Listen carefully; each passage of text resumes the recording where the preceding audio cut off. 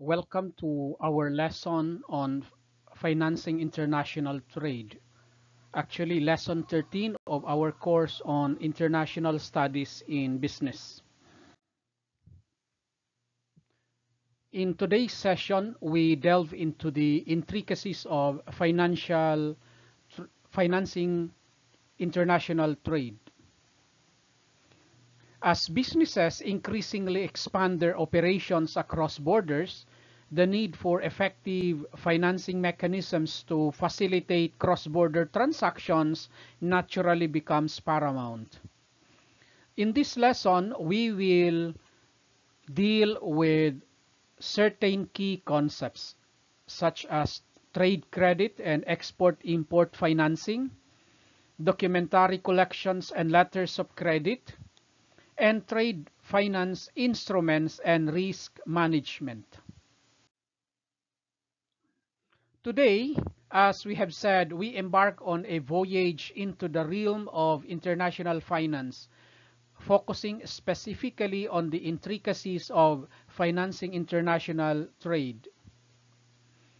But as businesses increasingly expand their operations across borders, the need for effective financing mechanisms to facilitate cross-border transactions becomes paramount. So let us delve into the depths of this fascinating topic. When we say international trade financing, we are actually referring to the myriad of financial instruments and mechanisms utilized by businesses to facilitate and support their cross-border trade activities.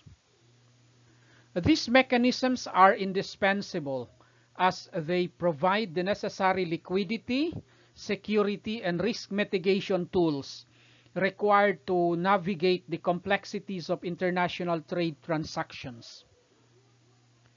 From small-scale import-export ventures to large-scale multinational operations, financing plays a crucial role in ensuring the smooth flow of goods and services across borders.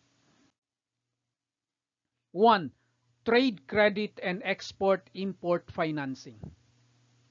One of the most common forms of international trade financing is trade credit, whereby buyers are allowed to purchase goods or services on credit terms negotiated with sellers. This enables businesses to defer payment until a later date, thereby providing them with the necessary flexibility to manage cash flows and working capital. Additionally, export-import financing provides businesses with access to capital to finance the production, purchase, and shipment of goods across borders, thereby facilitating the smooth execution of international trade transactions. For instance, Boeing, a leading aerospace company, often utilizes trade credit and export financing to manage its international sales. It works with the Export-Import Bank of the United States, or what we call as Exim Bank, to secure financing for its foreign buyers, thereby ensuring that airlines from different countries can purchase its aircraft even if they lack immediate funds. This arrangement not only helps it maintain a steady cash flow, but also boosts its international sales by making its products more accessible to global customers. By leveraging trade credit and export-import financing, businesses like Boeing can expand their global reach and enhance their competitive edge in the international market. Number 2, documentary collections and letters of credit. In the realm of international trade financing, documentary collections and letters of credit are instrumental in mitigating risks associated with non-payment and delivery. Documentary collections involve the exchange of shipping documents through banks whereby payment is made upon presentation of these documents. On the other hand, letters of credit provide a more secure payment mechanisms, with funds being held in escrow by a bank until specified conditions are met, ensuring that both buyers and sellers are protected throughout the transaction process. A real-world example is Apple's use of letters of credit in its supply chain. When Apple sources components from various international suppliers, it often utilizes letters of credit to ensure that suppliers receive payment once they fulfill the contract terms and ship the goods. This mechanism not only guarantees that suppliers are paid, but also secures Apple's receipt of the necessary components. By employing letters of credit, Apple minimizes the financial risks involved in its complex global supply chain, maintaining smooth operations and fostering trust with its international partners.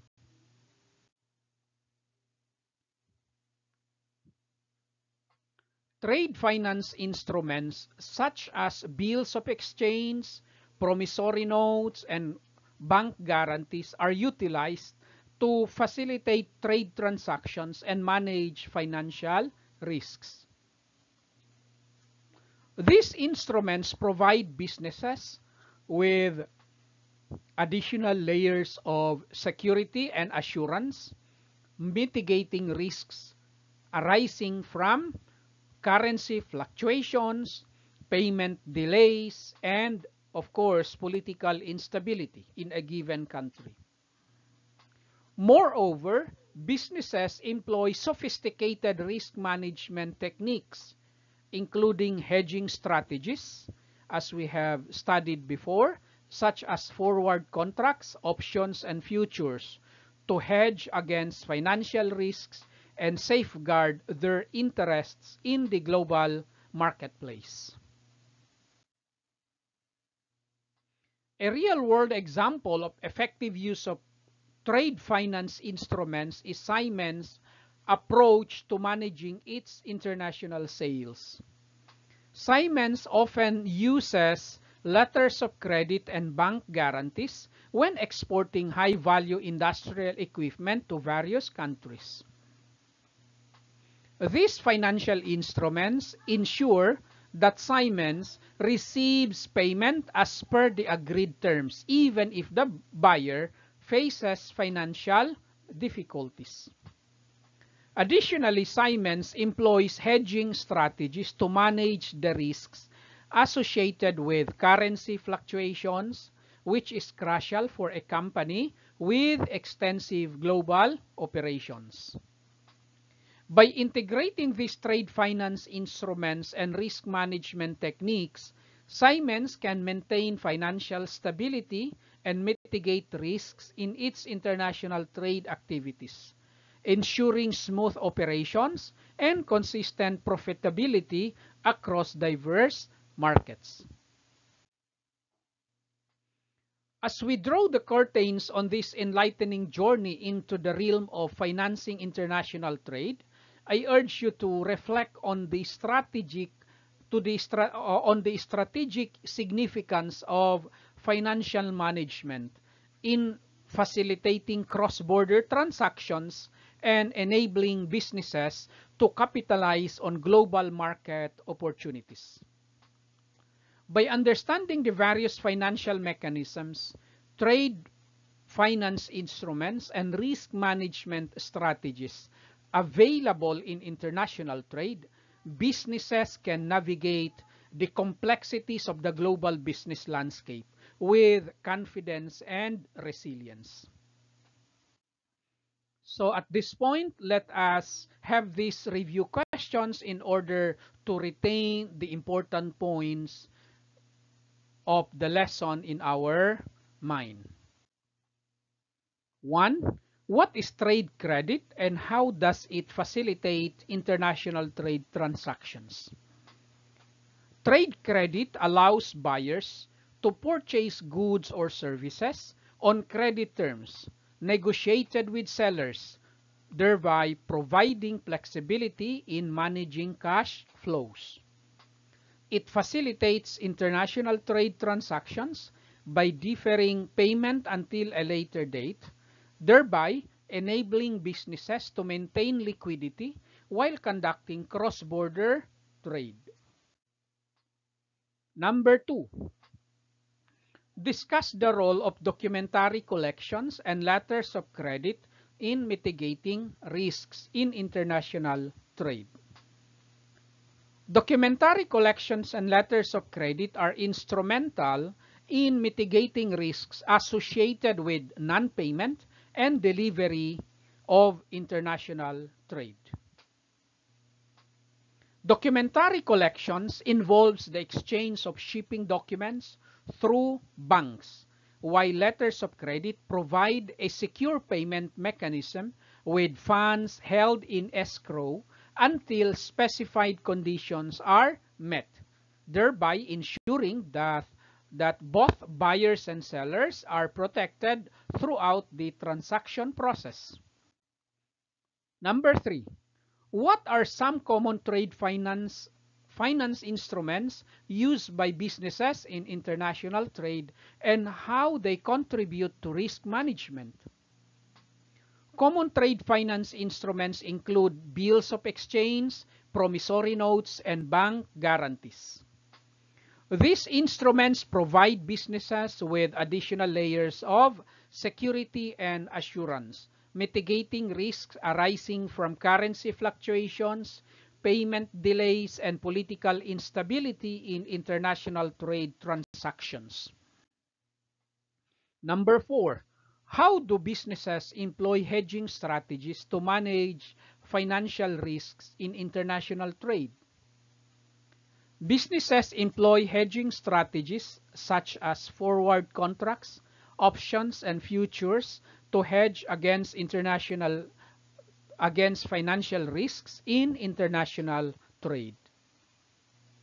These strategies involve entering into contracts to buy or sell currencies or commodities at predetermined prices, thereby protecting businesses from adverse movements in exchange rates or commodity prices, whatever. Number 5, why is effective financial management crucial for businesses engaged in international trade? Effective financial management is crucial for businesses engaged in international trade to ensure the smooth flow of goods and services across borders while mitigating risks and maximizing returns on investment. By utilizing appropriate financing mechanisms, trade finance instruments, and risk management strategies, businesses can navigate the complexities of international trade transactions and achieve sustainable growth and profitability in the global marketplace. So I invite you now to share your insights, experiences, and questions on financing international trade. Let us engage in a dynamic dialogue exploring best practices and emerging trends in international finance. Thank you for your active participation, and let us continue our quest for knowledge in the fascinating world of international finance through our online platform. Next meeting, we will proceed to our next lesson, which will be about foreign direct investment and multinational corporations. Thank you and see you later.